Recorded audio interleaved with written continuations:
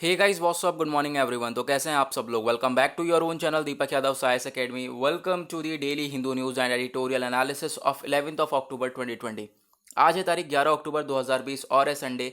देखेंगे आज का the Hindu complete newspaper. The Hindu complete newspaper को एनालाइज करेंगे from the view point of UPSC and other various competitive exams.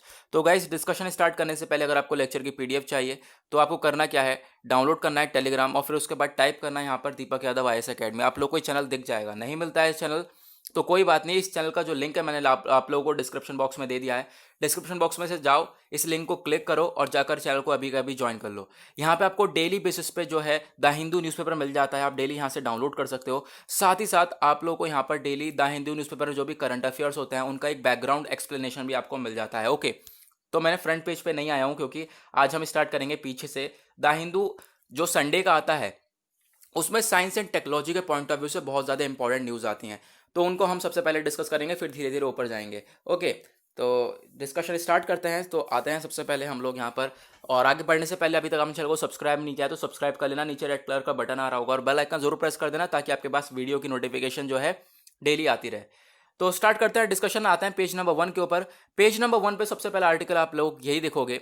Page number 1 नहीं है, सॉरी, यहाँ पर ये हमारा साइंस एंड टेक्नोलॉजी का पेज है। हम लोग पीछे से आज डिस्कशन स्टार्ट कर रहे हैं। ओके, तो क्योंकि ये सबसे ज़्यादा इंपॉर्टेंट है, संडे के दिन जो सबसे ज़्यादा इंपॉर्टेंट पेज होता है वो ये होता है, इस वजह से हमने डिस्कशन आज यहीं से स्टार्ट किया है। तो सबसे पहला आर्टिकल बोलता है कि जो बायोलॉजिकल प्लांट वायरस है अनकवर्ड, यहाँ पे अनकवर्ड करा गया है एक बायोलॉजिकल प्लांट वायरस को। एक पेड़ पे यहाँ पे एक वायरस हो जाता है जिसकी वजह से आप देखोगे पेड़ का कैसे स्ट्रक्चर हो चुका है। देखो यहाँ पर देखोगे पूरा हरा कलर का एकदम फ्रेश ग्रीन कलर है, बट यहाँ पे देखोगे येलो कलर के वीन्स टाइप जो नस जो होती है ना, इस तरीके से देखो बना हुआ है। तो ये किस क्यों हो गया ये ऐसा? एक वायरस की वजह से हो गया। उस वायरस का नाम क्या है मैं आप लोगों को यहाँ पे बताऊंगा। ओके, तो ये क्या करता है, ये वायरस प्लांट को नुकसान पहुंचाता है, ये भी ठीक है। हालांकि आप लोगों ने ऐसे प्लांट देखे होंगे, 100% ऐसे प्लांट भी देखे होंगे, जरूर देखे होंगे, तो नीचे कमेंट सेक्शन में बताना, जरूर देखे होंगे, ठीक है। लेकिन उसके पीछे का क्या रीजन है वो भी जान लो। तो नई स्टडी करी गई with researchers from national centre of biological sciences Bengaluru. इन्होंने डिस्कवर किया कि भाई जो ये सब काम हो रहा है इसके ऊपर वो क्यों हो रहा है। एक वायरस की वजह से हो रहा है जिसको हम लोग कहते हैं Cinderella yellow vein clearing virus.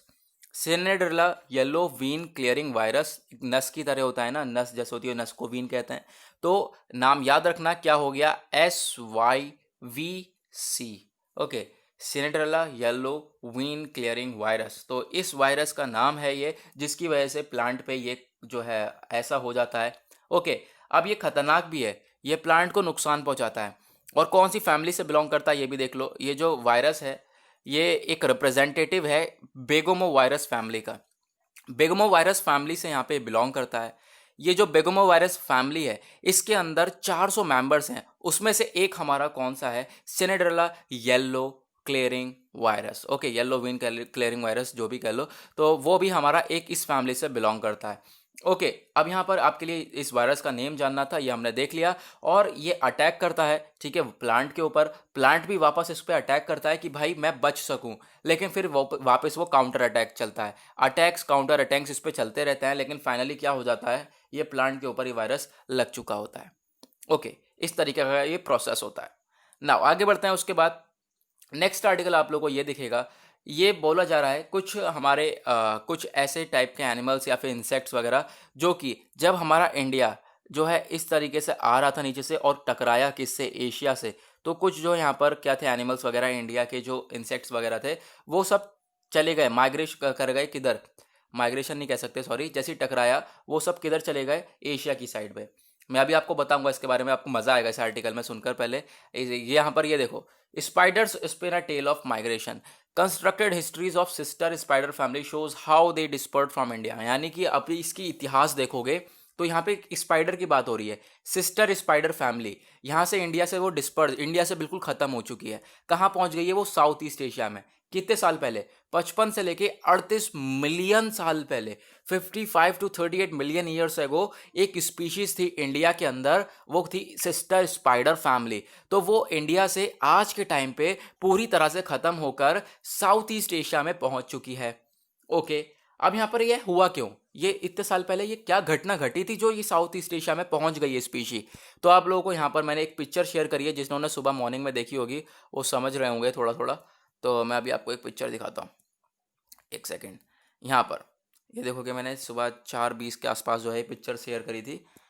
तो इसमें आप लोग देखोगे इंडिया पहले यहाँ था, ठीक है। इस तरीके से ये नॉर्थवर्ड साइड, ऊपर नॉर्थ की साइड जो है ये अपवर्ड ये चलता रहा थोड़ा सा मूव करा। जैसे आपने प्लेट मूवमेंट तो सुना होगा, आपने ज्योग्राफी पढ़ी होगी, प्लेट मूवमेंट के बारे में पढ़ा होगा, है ना। तो यहाँ पे ये मूवमेंट हुआ था, यहाँ से लेके यहाँ आया, फिर यहाँ से लेके यहाँ, फिर फाइनली यहाँ से जो है एशिया ये हो गया, ऊपर वाला एशिया से टकरा गया। फिर इस तरीके से टकराया तो क्या हो गया, यहाँ पर कुछ जो हमारे स्पीशीज वगैरह थे वो यहाँ से एशिया की साइड चले गए। ओके, तो ये प्रोसेस हुआ था कुछ 100 मिलियन साल पहले। तो उसी की वजह से यहाँ पर ये बोला गया कि जो सिस्टर स्पाइडर फैमिली है वो यहाँ पर कहाँ चली गई, साउथ ईस्ट एशिया में। ओके, लेकिन साथ ही साथ ये भी याद रखो कुछ स्पीशीज इंडिया में भी आई थी। ओके, वो कौन सी स्पीशी आई थी, स्टडी ने फाइंड किया, स्टडी की वजह से पता चला जो स्पाइडर सब फैमिली है, कौन सी फैमिली, थियोटीमेनेन।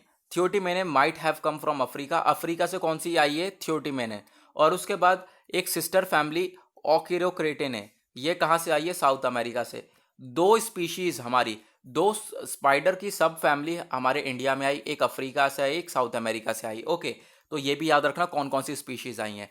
बट आप इसमें हिस्ट्री का पर्पस याद रखना ज़्यादा ज़रूरी है कि ये ऐसा ये सब कुछ हुआ था जिसकी वजह से जो है हमारी इंसेक्ट्स वगैरह थे वो सब चले गए एशिया की साइड पर। उसके बाद यहाँ पे बात करें why not to East Asia. अभी आपने पढ़ा होगा जो यहाँ पे स्पाइडर फैमिली थी इंडिया की जो कि गायब हुई, वो साउथ ईस्ट एशिया में गई, ईस्ट एशिया में क्यों नहीं गई। ईस्ट एशिया में इसलिए नहीं गई क्योंकि वहाँ का रीजन जो है उसका क्लाइमेट की वजह से वहाँ पर वो लोग नहीं गए। ओके, ये जो है यहाँ पे रीजन बताया गया है। Okay, complete. चलो उसके बाद नेक्स्ट आर्टिकल आप लोगों को ये दिखेगा, छोटा सा आर्टिकल। ये किस चीज़ के बारे में, स्टडी सेज एंटीबॉडी कॉकटेल में प्रोटेक्ट अगेंस्ट कोविड-19। स्टडी ने बोला कि जो एंटीबॉडी कॉकटेल है, एंटीबॉडी का अगर शॉट दे दो बॉडी के अंदर, इसका शॉट लगा दो अगर बॉडी के अंदर, तो क्या होगा, आप बच सकते हो कोविड-19 से। अब एंटीबॉडी के बारे में मैं आपको पहले ही ऑलरेडी काफ़ी बार बता चुका हूँ, आप लोगों को पता ही होगा। अब ये जो आर्टिकल है ये आपका जनरल स्टडीज़ पेपर 3 के पॉइंट ऑफ व्यू से इंपॉर्टेंट है, साइंस एंड टेक्नोलॉजी के पॉइंट ऑफ व्यू से इंपॉर्टेंट है। एंटीबॉडी जो है ये आपका टॉपिक पूरा का पूरा आ जाता है।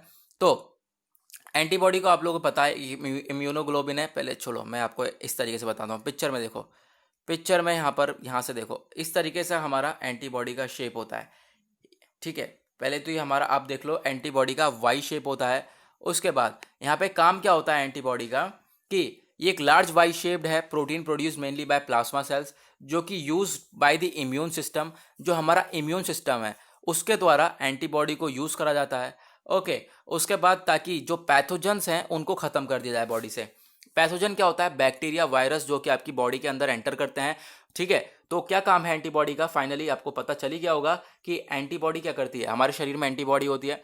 एंटीबॉडी क्या करती है, इम्यून सिस्टम को जो है आप कह सकते हो एक तरीके से वर्किंग में लाएगा, वर्किंग में लाएगा। उसके बाद क्या होगा, पैथोजन्स जो होंगे, बैक्टीरिया जो भी होगा हमारे बॉडी के अंदर, वायरस जो भी होगा वो सब खत्म हो जाएगा, उसको न्यूट्रलाइज कर देगा। ओके, पैथोजन क्या होता है, मैंने जैसा अभी आपको बताया, जो वायरस जो कि आपकी बॉडी में एक डिजीज़ को प्रोड्यूस कर देता है, तो इन सबको खत्म कर देता है हमारा एंटीबॉडी।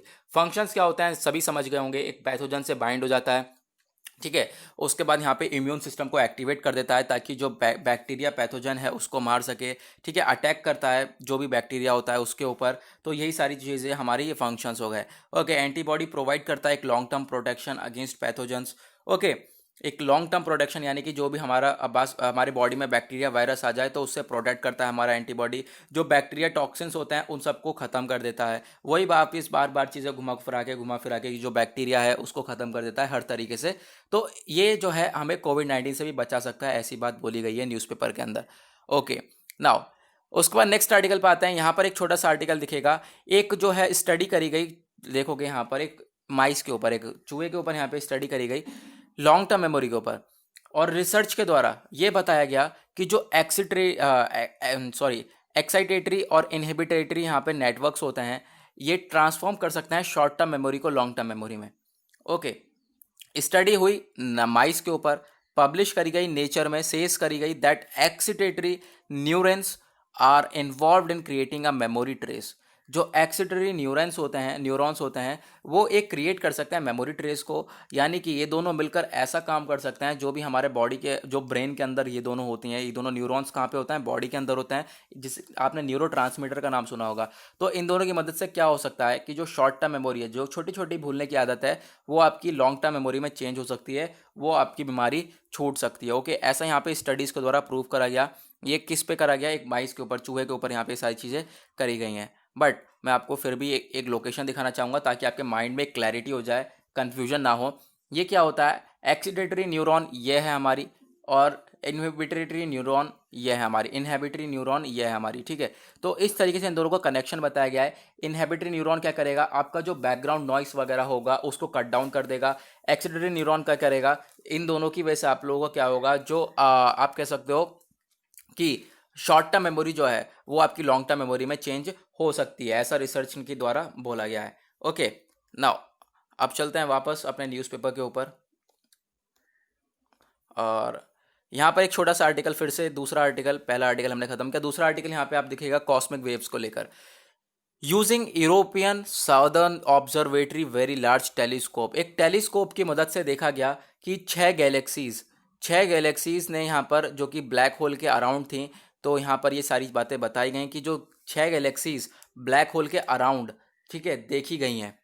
कब, आज से बहुत टाइम पहले एक टेलीस्कोप की मदद से देखी गई थी। तो यही सारी चीज़ें बताई गई हैं इस आर्टिकल के अंदर में।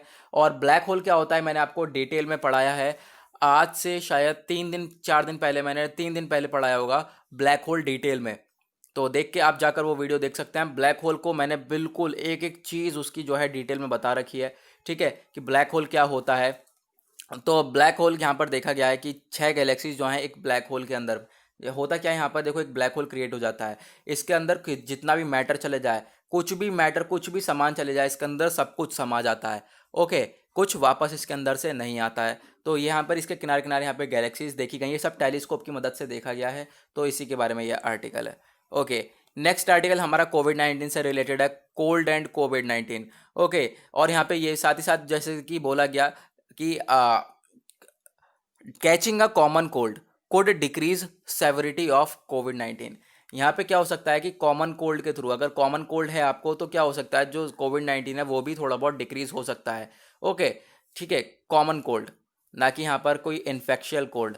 अगर कोई इन्फेक्शन वाला कोल्ड है वो नहीं, कॉमन कोल्ड के थ्रू यहाँ पे बताया जा रहा है कि वो नॉर्मल है।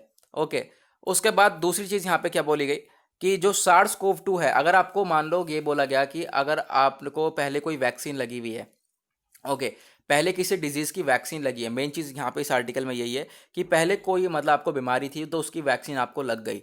ओके, तो अगर आप सोच रहे होंगे कि आपकी इम्यून सिस्टम आज भी हायर है, आज आपको कोविड-19 नहीं होगा, तो ऐसा नहीं है। आज भी आपको उतनी प्रोटेक्शन चाहिए जितनी आम लोगों को चाहिए, ठीक है। आज के टाइम पे भी आपको उतना ही खतरा है, ठीक है। तो अगर आप सोच रहे हो कि मेरे को पहले वैक्सीन लगी हुई है, तो ऐसा यहाँ पर सही नहीं रहेगा, तो आपको प्रोटेक्शन नहीं मिलेगी, ओके, कोविड-19 से। नेक्स्ट आर्टिकल यहाँ पर जो मोल्स होते हैं हमारे, इस तरीके से आप लोगों ने देखा होगा, तो मोल्स की कुछ जीन वगैरह के बताया गया है, जीन्स चेंजिंग के बारे में, जेनेटिक्स के बारे में, इसको आप लोग देख सकते हैं। Shows intersexuality, they develop masculinity over testis, ये क्या कर सकते हैं, by sequencing the genome the researchers found mole specific genomic rearrangement.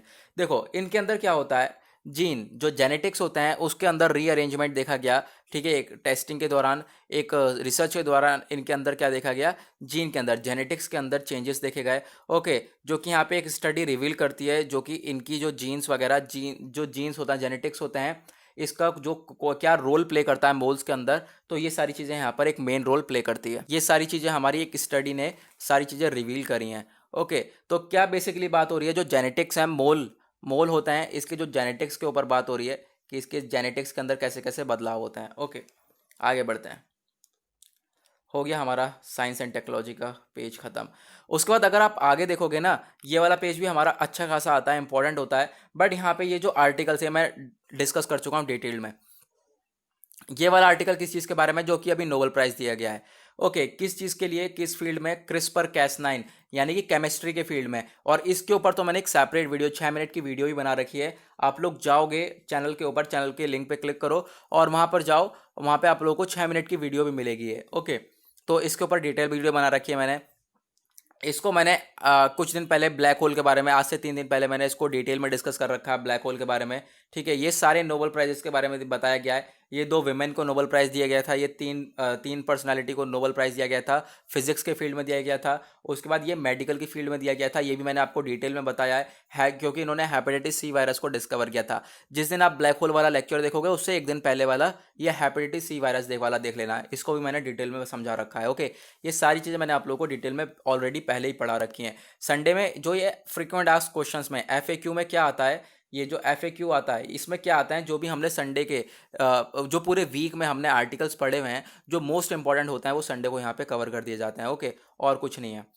उसके बाद आज हम उल्टा चल रहे हैं, तो पेज नंबर 11 पे यहाँ पर आप लोग देखोगे RBI ने अपील करा सुप्रीम कोर्ट से कि जो कुछ NPA के क्लासिफिकेशन है उनको अलाउ करा जाए। अब यहाँ पे बहुत से बच्चों को NPA नहीं समझ में आता, बहुत से मेरे पास आज भी मैसेज आते हैं कि NPA क्या होता है, नॉन परफॉर्मिंग एसेट क्या होता है। तो यहाँ पे मैं आप बताता हूँ कि जो बैंक है, सपोज यहाँ पे कोई बैंक है, ठीक है, ये बैंक है, बैंक ने किसी कंपनी को XYZ कोई भी कंपनी हो, बैंक ने किसी कंपनी को लोन दिया, बट अब ये कंपनी डूब गई, अब ये वापस लोन नहीं कर पा रही है, जो लोन लिया था इसने वो वापस नहीं कर पा रही है बैंक को, तो that is called NPA, non performing asset.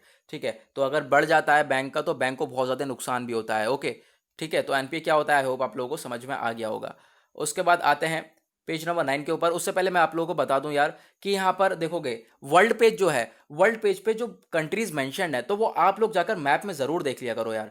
ठीक है, ज़रूर जाके देख लिया करो। जैसे कि यहाँ पर आप लोग देखोगे अर्मेनिया अजरबैजान के बारे में बताया गया है, तो इसे एक बार जाके मैप में देख लो, इसके बारे में चीज़ें पढ़ लो कि यहाँ पर क्या क्या चीज़ें इंपॉर्टेंट हैं, इंडिया से अर्मेनिया अजरबैजान के रिलेशंस कैसे हैं, जो कि आपकी प्रिपरेशन में बहुत ज़्यादा हेल्प करेगा। ओके, तो यही चीज़ मेन होती है, इस तरीके से आपको अपनी पढ़ाई करनी है।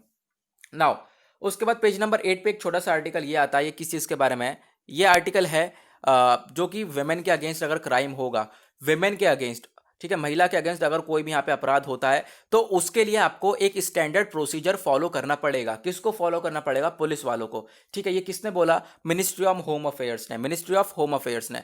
तो यहाँ पे क्या क्या बोला है ये मैंने पिक्चर टेलीग्राम पे भी शेयर कर रखी है, आप लोग जाकर वहां से देख सकते हैं।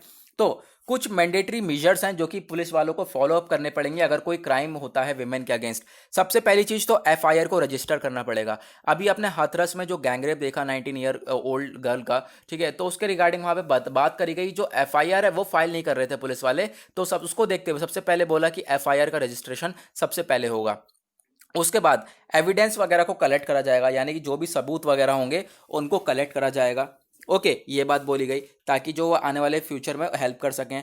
उसके बाद यहाँ पे use of sexual assault evidence collection kit, जो भी यहाँ पर ये जो एविडेंस कलेक्शन किट होगा उसका, जो भी यहाँ पे एविडेंस सबूत कलेक्ट करोगे उसका किस तरीके से यूज़ करना है वो भी देखा जाएगा। फोर्थ चीज़ यहाँ पे पूरी तरह से इन्वेस्टिगेशन हो जाएगी। अगर कोई सेक्सुअल एसॉल्ट वाला केस आता है, ठीक है, तो पूरी तरह से इन्वेस्टिगेशन कंप्लीट हो जानी चाहिए विद इन 2 मंथ्स, 2 महीने के अंदर पूरी इन्वेस्टिगेशन कंप्लीट हो जानी चाहिए। फिर फिफ्थ बात यहाँ पे ये बोली गई कि कोई भी ऑफेंडर है, कोई भी अगर ये ऐसा क्राइम जो है, ऐसा अपराध करता है ये, तो उसके खिलाफ नेशनल डेटाबेस को भी इस्तेमाल करा जा सकता है ताकि उसको पकड़ा जाए, ताकि उसको ट्रैक करा जाए। ठीक है, तो ये सारी चीज़ें बोली गई हैं। ओके, ना आगे बढ़ते हैं। उसके बाद हमारे पेज नंबर 2 पे चलते हैं ना। पेज नंबर 3 पे हमारे लिए ये वाला आर्टिकल इंपॉर्टेंट है। ठीक है, ये आर्टिकल किस चीज़ के बारे में बोल रहा है, दिल्ली की एयर क्वालिटी के बारे में। ठीक है, दिल्ली की एयर क्वालिटी जो है आज के दिन इंप्रूव होगी थोड़ी बहुत, ऐसा हमारा बोला गया सफ़र के द्वारा।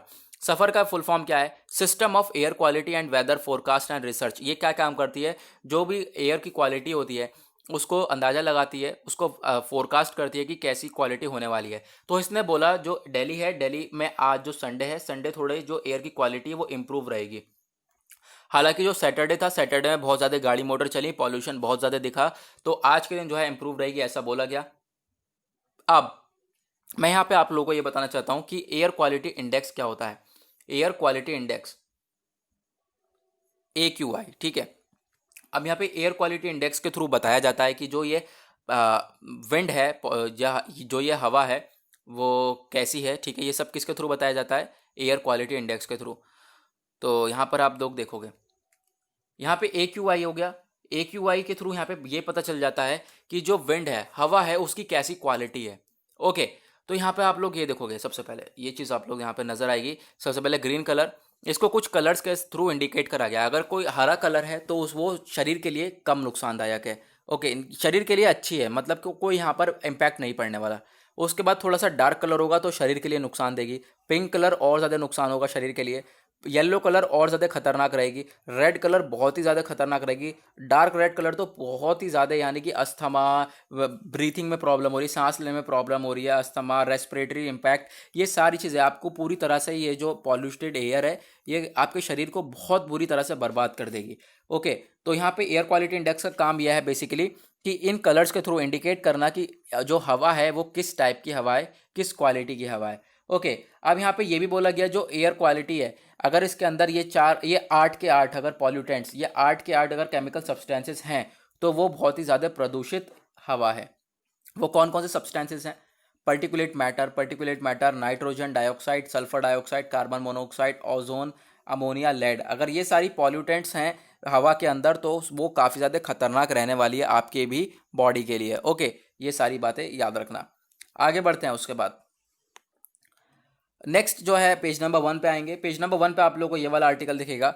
ये आर्टिकल किस चीज़ के बारे में है? साइंटिस्ट ने अभी वेलकम करा कुछ विंग्ड इन्फिल्ट्रेटर्स के लिए। यहाँ पर किनको, अब जो आपको पता है जो इंडिया में काफ़ी सारी प्रजातियां हैं तो उसके अंदर 2 प्रजातियों को और ऐड करा गया है, और ये जो 2 प्रजातियां हैं ये बाहर से आई हैं। सबसे पहले आप लोगों को बटरफ्लाई दिख रही होगी पिक्चर में, उसके बाद ड्रैगन फ्लाई, मैंने अभी टिक किया। बटरफ्लाई जो है वो चाइना से आई है, ड्रैगन फ्लाई जो है वो बटरफ्लाई जो है वो पाकिस्तान से आई है, और चाइना फ्लाई जो है चाइना फ्लाई जो ड्रैगन फ्लाई है, चाइना फ्लाई कह रहा हूँ क्या हो रहा है हो, जो ड्रैगन फ्लाई है वो चाइना से आया है। ठीक है, ये सारी बातें यहाँ पर बोली गई हैं कि ये वाला पाकिस्तान से आया है, ये वाला चाइना से आया है। तो इन दोनों को क्या कर दिया गया है, अभी इंडिया की जो स्पीशीज़ हैं, प्रजातियां हैं, उसके अंदर लिस्ट अप कर दिया गया है, उसके अंदर डाल दिया है। ओके, ये बातें बोली गई।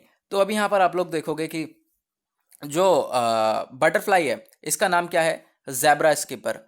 और जो ड्रैगन फ्लाई है इसका नाम क्या है? एथ्रोथोमिस रेलसी। यहाँ पर ये दोनों नेम मेंशन्ड है।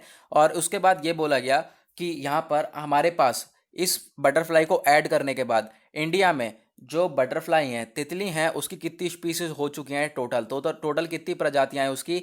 1328 जो है इसकी स्पीशीज़ है, इसकी प्रजातियां हैं बटरफ्लाइज की, ये भी याद रखना। ओके, नाउ उसके बाद आता है हमारा एक छोटा सा आर्टिकल, ये वाला। इस आर्टिकल को भी हाथों हाथ कवर कर लेते हैं। ये है मुल्ला पेरियार डैम्स के रिलेटेड आर्टिकल है। अब ये जो मुल्ला पेरियार डैम है ये न्यूज़ में क्यों रहता है? क्योंकि जो है तमिलनाडु और केरला के बीच में कॉन्फ्लिक्ट चलता है इस डैम को लेकर। बट अभी यहाँ पर आप लोग जान लो ये मुल्ला पेरियार डैम है क्या, क्योंकि ये भी काफ़ी ज़्यादा इंपॉर्टेंट है। ओके, तो इसको हम लोग देख लेते हैं एक बार। एक सेकेंड, आगे बढ़ते हैं। यहाँ पे आप लोगों को दिखेगा ये general studies paper 1, general studies paper 3 के पॉइंट ऑफ व्यू से इंपॉर्टेंट है। मुल्ला पेरियार डैम। ओके, तो अभी आप देखोगे जो ये डैम है ये कहाँ लोकेटेड है? केरला में, केरला के इदू डिस्ट्रिक्ट में ये लोकेटेड है। कहाँ पर? आप लोग ये देखोगे, ये नीचे हमारा पेरियार रिवर हो गई, ये हो गया मुल्ला पेरियार डैम, यहाँ पर ये लोकेटेड है। ओके, इसे हम लोग लाइफ लाइन ऑफ सॉरी ये नहीं, इसके वो तो यहाँ पर जो ये डैम है ये मेंटेन करा जाता है तमिलनाडु के द्वारा। ठीक है, for meeting the drinking water, irrigation requirements, इन सारी रिक्वायरमेंट्स को फुलफिल करने के लिए सारी चीज़ों को मेंटेन जो कौन करता है वो तमिलनाडु करता है। और यहाँ पे बहुत पहले जब ब्रिटिश रूल चल रहा था तो एक एग्रीमेंट हुआ था, क्या कि जो राइट्स वगैरह हैं जो हैंड ओवर कर दिए गए तमिलनाडु को। ठीक है, जो डैम के राइट्स वगैरह हैं वो किसको हैंड ओवर कर दिए गए? तमिलनाडु को। ओके, फिर उसके बाद यहाँ पर एक चीज़ और देखोगे, जो मुल्लार पेरियार, तो जो पेरियार रिवर है ये भी इंपॉर्टेंट हो जाती है। टॉपिक के अंदर एक दूसरा टॉपिक आ जाता है इंपॉर्टेंट। पेरियार रिवर एक लॉन्गेस्ट रिवर है स्टेट ऑफ केरला की, ये भी याद रखना। स्टेट ऑफ केरला में जो पेरियार रिवर है वो सबसे लंबी रिवर है और 244 किलोमीटर की है। वो कहाँ पर है? फिर से देखो यहाँ पर आप लोग ये मैप को, यहाँ पर आप लोग को ये पेरियार रिवर दिखेगी। ओके, ठीक है, उसके बाद आगे बढ़ते हैं।